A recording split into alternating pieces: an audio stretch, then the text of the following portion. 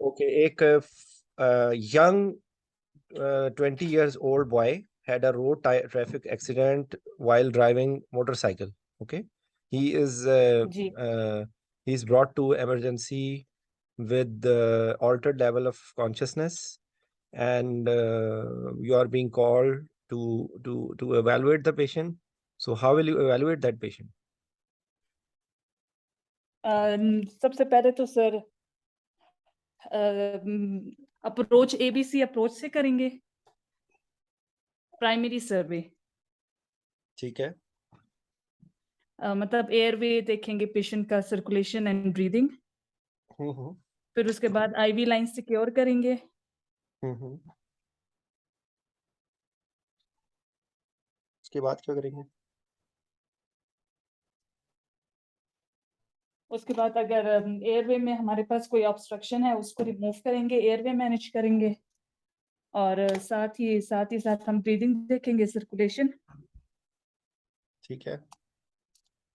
और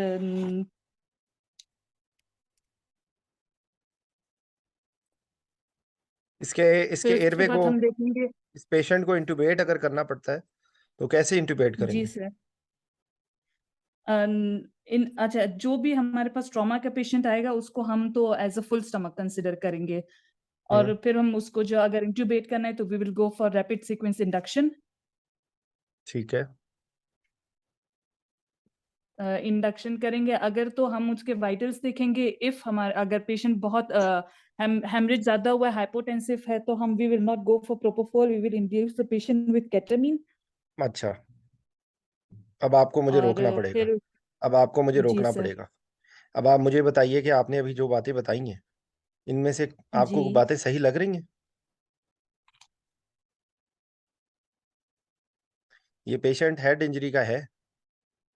जी सर इसको और अगर हेड इंजरी के साथ है we will not use ketamine तो आपने तो अभी कह दिया कि मैं केटामिन दूंगी, आपने कह दिया कि रैपिड सीक्वेंस इंडक्शन करेंगी, आपने कोई गर्दन का कोई जिक्र ही कोई नहीं किया। समझ आ रही है बात अब? जी सर जी सर अब ये डॉक्टर हसाम, आपका भी एग्जाम है? डॉक्टर हसाम, आपको आवाज आ रही है? एग्जाम जी, आपका इंटरनेट ही नहीं सही है, मेरे ख्याल से आवाज ही आपकी कट रही है। जी सर बस लिसनिंग मोड पे हूँगा। अच्छा, ये भल्ली साहब हैं, माशाल्लाह जी माशाल्लाह। यानी कि इस वक्त एग्जाम वाली कैंडिडेट सिर्फ हमारी ये डॉक्टर सरीना है, ये दो लोग तो चस्के लेने के लिए आए हुए। ये डॉक्टर मौजमा है, आसाम तो चस्के वाले हैं। ओके ओके ओके, प्लीज खामोश हो जाओ तुम। ये इस वक्त डॉक्टर सरीना ने ही जवाब देना है बस इसका। सर वो जी जी जी, डॉक्टर सरीना, अब आप जरा सा आप रिलैक्स बस करें और सर अब आप हो गया सोचें। पता चल गया नहीं नहीं नहीं, अब आप सोचें, ये असल में ये मेरे लाडले शागिर्द हैं और ये बहुत बड़े लोग हैं। ये लिफ्ट नहीं कराते, डॉक्टर मौजमा एंड हसाम भल्ली साहब। तो खैर एनीवेज, अब आप सोचें जरा कि देखें, ये सवाल जब आपसे एग्जाम में पूछा जाएगा तो वो आपसे ये जी एक्सपेक्ट सर कर रहे हैं कि वहां आप गए, आपने ये जुमला खाली आपने एक एबीसी को 3 दफा बोला। आप ये कहेंगे कि my approach will be airway breathing circulation, this yes patient will sir be requirement, this patient will be requiring multi disciplinary team approach. ठीक है? And yes sir because this is a trauma, so I will consider to have neck cervical spine injury. So I will have, I will do manual inline stabilization. Inline I will put stabilization I will put the mask, oxygen mask, 100% oxygen, and patient is not breathing well or GCS is too low. I will go for intubating the patient. And intubation will be a challenging procedure because full stomach, I have to take care of the neck, so I cannot do too much extension. ठीक है? और आपको उसके जी अंदर sir आप कहें कि अगर आपके पास ग्लाइडोस्कोप है तो it will be slightly easier to have intubation without too much neck movement. ठीक है? ये हो गया। और उसके बाद आप ये बोलें कि अगर हमारे पास मौजूद है रोकोरोनियम विद सुगामेडेक्स तो that is a better choice, क्योंकि सक्सामेथोनियम से इटसेल्फ इंट्राक्रैनियल प्रेशर ट्रांजिएंटली बढ़ सकता है। इंक्रीज ठीक है? होते हैं जी तो सर इसमें ये आपने बता दिया। उसके बाद आपने एयरवे को सिक्योर कर लिया, आपने ब्रीदिंग को, और उसके अंदर जब ट्रॉमा में हो तो आपने एक चीज अभी मैंने भी मिस कर दी है और आपने भी नहीं बोली, वो क्या होती है कि ट्रॉमा में आपने उनको सबसे पहले बताना है कि ट्रॉमा में सबसे इंपॉर्टेंट चीज ये होती है कि एयरवे ब्रीदिंग सर्कुलेशन के साथ ही अगर कोई इंट्रैक्टेबल ब्लीडिंग हो रही है तो वो कंप्रेशन जो control of bleeding even become a priority, ठीक है ना। तो आपने Yes, वो sir. ब्लीडिंग अगर कोई हो रही है तो वो फौरी तौर पे उसको कंप्रेस करके रोकना वो आपका होगा। तो आपने देखें बुकिश लफ्ज बोला आपने प्राइमरी सर्वे, लेकिन आगे आपको कुछ पता नहीं जी कि sir. प्राइमरी सर्वे आपने सिर्फ करना है या प्राइमरी सर्वे के अंदर दूसरी टीम्स भी शामिल होंगी।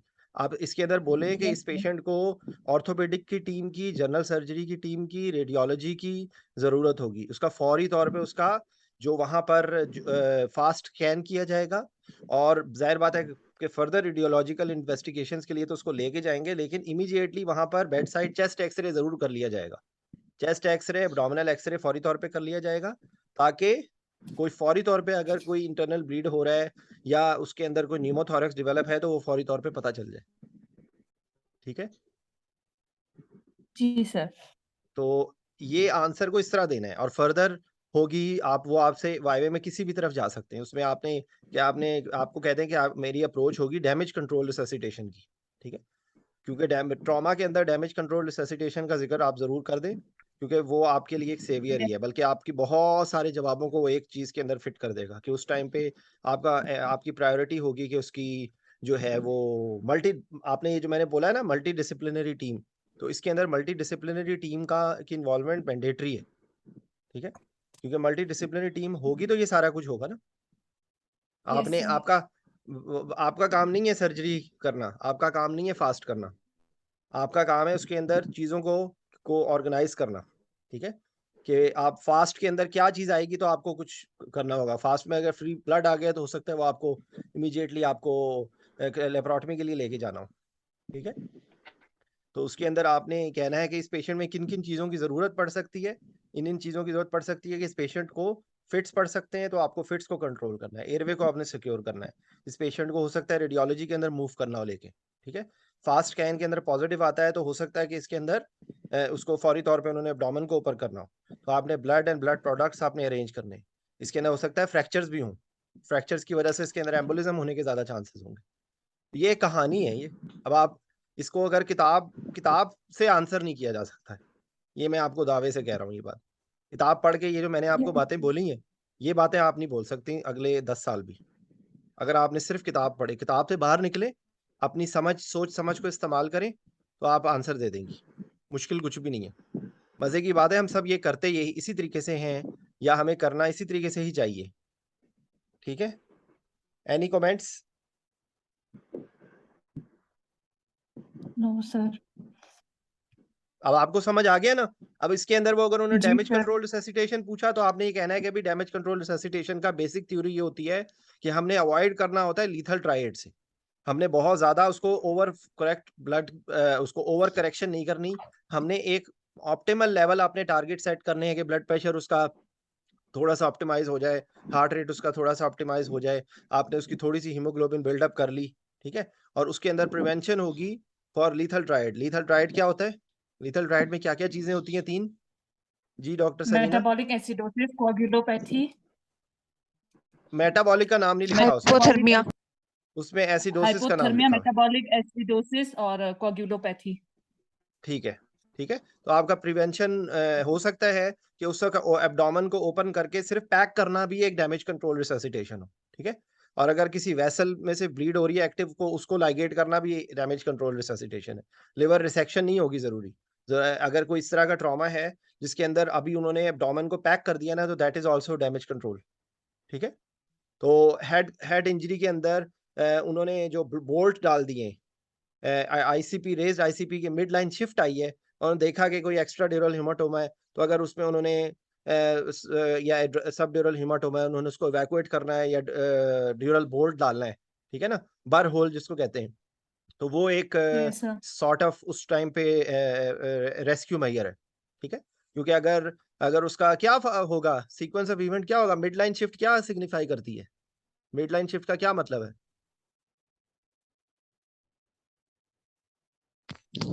सर आईसीपी रेज है और ब्रेन जो है वो हर्निएशन की तरफ जा रहा है, हर्निएशन हो रही है।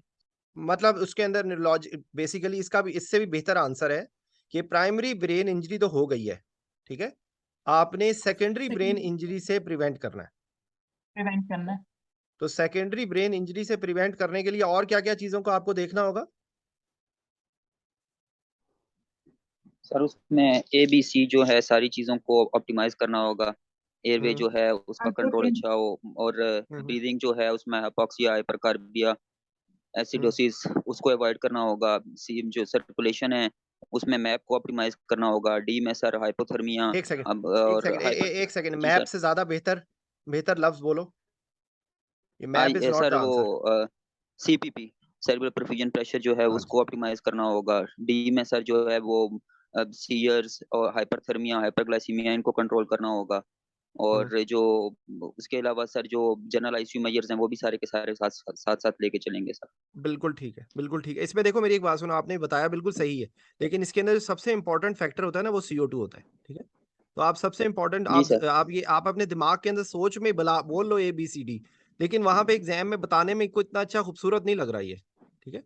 आपने जी सर फैक्टर्स ठीक। के हिसाब से बताना है कि हर वो फैक्टर कि जिससे सेरेब्रल परफ्यूजन इफेक्ट होगी, ठीक है?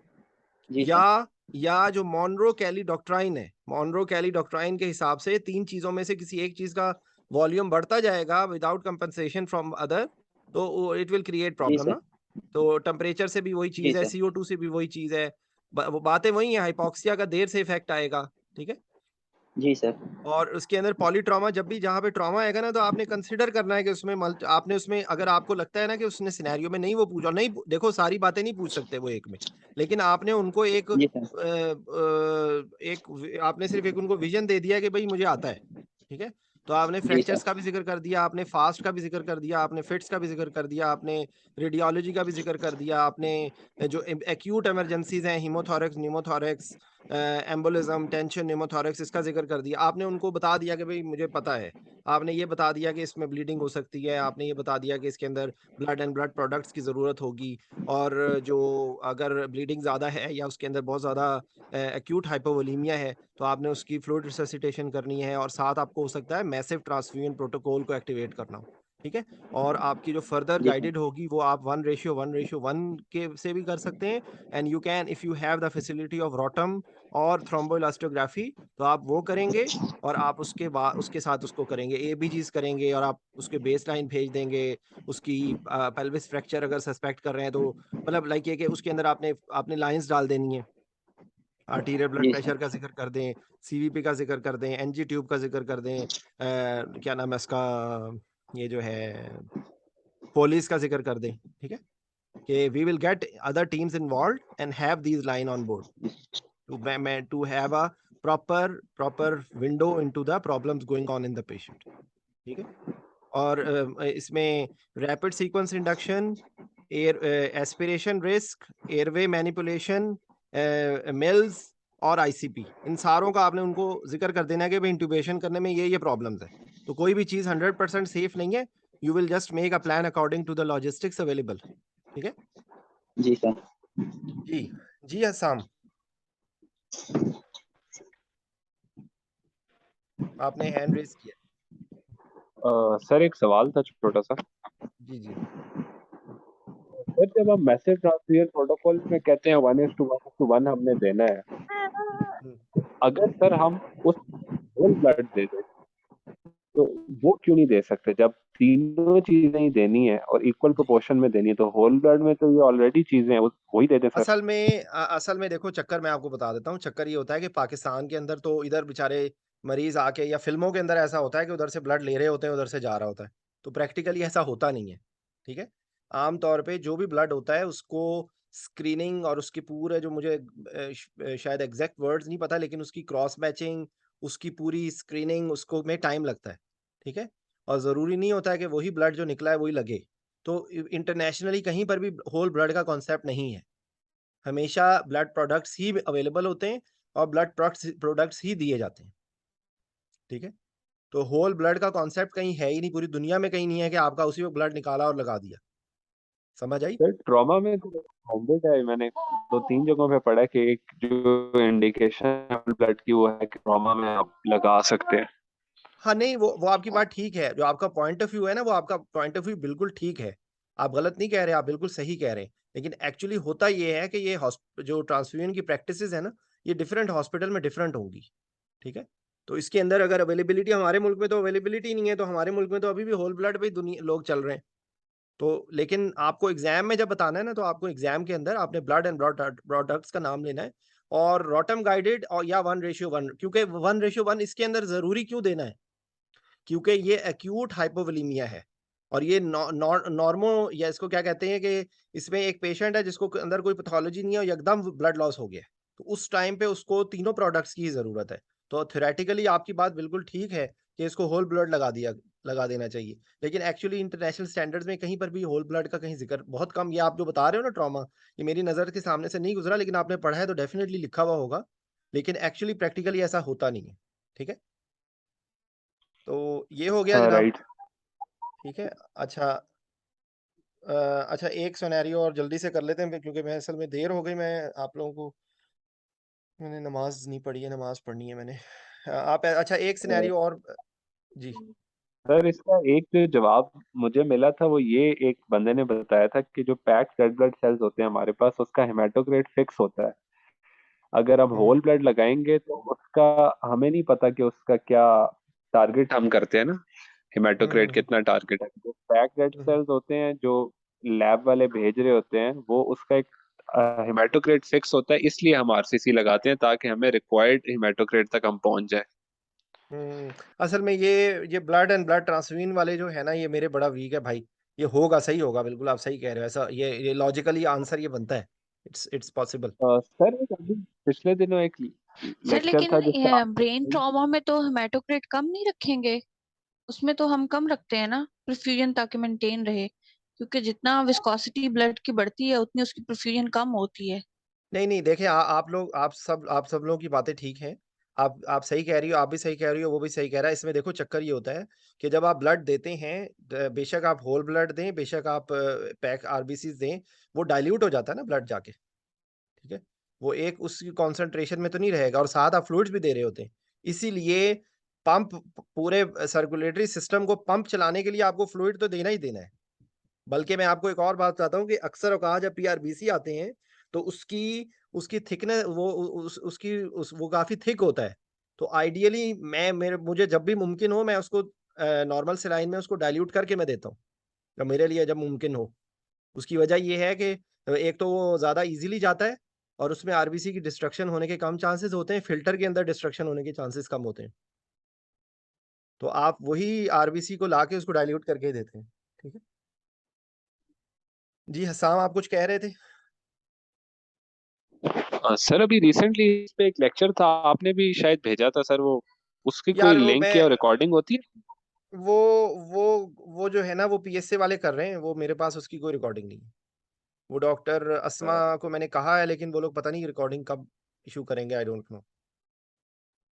सर ठीक है। तो एनीवेज आई होप, ये देखें ट्रॉमा का जो क्वेश्चन है, ट्रॉमा के अंदर ये सारे, अगर आप ऐसा, क्योंकि मेरे ख्याल मजीद सिनेरियो में नहीं डिस्कस कर पाऊंगा, आप लोग इंटरेस्ट शो नहीं कर रहे, इसलिए मुझे भी अफसोस है और मैंने छोड़ दिया है। लेकिन आप लोग अगर पार्टिसिपेट करेंगे तो देखो आपका ही फायदा है, मेरा तो कोई फायदा नहीं है, या मेरा ना ही कोई नुकसान है। आप लोग ग्रुप के अंदर कोई भी क्वेश्चन इस तरह पूछो, या मैं आपसे पूछ लेता हूँ और जवाब दो। जब जवाब दोगे तो मैं आपको सारा दिन में आप लोगों के साथ लगा रह सकता हूँ। लेकिन आप लोग जब इंटरेस्ट ही नहीं शो करते, तो फिर मेरा इंटरेस्ट खत्म हो जाता है। ठीक है, तो ट्रॉमा के रेफरेंस से ये फाइनल वर्डिक्ट, जब भी ट्रॉमा का पेशेंट आएगा, airway, breathing, circulation, disability, exposure, multidisciplinary team, resuscitation, management and evaluation will go side by side, primary survey will be done, multidisciplinary team will be involved, और आपने focus करना है कि कोई लाइफ थ्रेटनिंग प्रॉब्लम्स है उनको cadre करना है, कोई चाहे थोरेसिक हो, चाहे वो एब्डोमिनल हो, चाहे वो कोई फ्रैक्चर हो, पेल्विस फ्रैक्चर हो। तो आपने उसके अंदर आपकी यही अप्रोच होगी कि आप उसके अंदर आपने इवैल्यूएट भी करना है, आपने मैनेज भी करना है। पेशेंट को फिट्स पड़ सकते हैं, पेशेंट को ये फुल स्टमक होगा, एस्पिरेशन का रिस्क होगा। तो ये सारी चीज़ों को कैडर आपने करके, मल्टीडिसिप्लिनरी टीम को आपने इन्वॉल्व करके, radiology, general surgery, neuro surgery, ठीक है। और हो उसमें आपसे वो फर्दर जो क्वेश्चन पूछ सकते हैं, हो सकता है उनकी की में उनको ट्रांसफ़र के बारे में पूछ रहे हो, तो ट्रांसफ़र के बारे में आपसे सवाल पूछ सकते हैं। रेडियोलॉजी के लिए लेके जाना है उसके बारे में पूछ सकते हैं। बेसिक उसमें थ्योरी यही है जो मैंने आपसे डिस्कस कर ली है, ठीक है? तो इंशाल्लाह फिर मुझे भी दोबारा जब मौका मिलता है मैं आप लोगों को दोबारा लिंक भेजता हूँ। अभी I will be busy for some time, ठीक है? आप लोग प्लीज़ इसी तरीके से सिनेरियोस प्रैक्टिस करें। ये ट्रॉमा आने के बहुत ज़्यादा चांसेस होते हैं। हर में वो मुख्तलिफ तर्ज में पूछ सकते हैं, चाहे वो न्यूरो की तरफ चले जाएँ, चाहे वो पॉलीट्रॉमा और ब्लीडिंग की तरफ चले जाएँ, लेकिन उसके अंदर सोर्स उसके अंदर यही होगा, ठीक है? चलें, ओके, थैंक यू। अस्सलाम वालेकुम।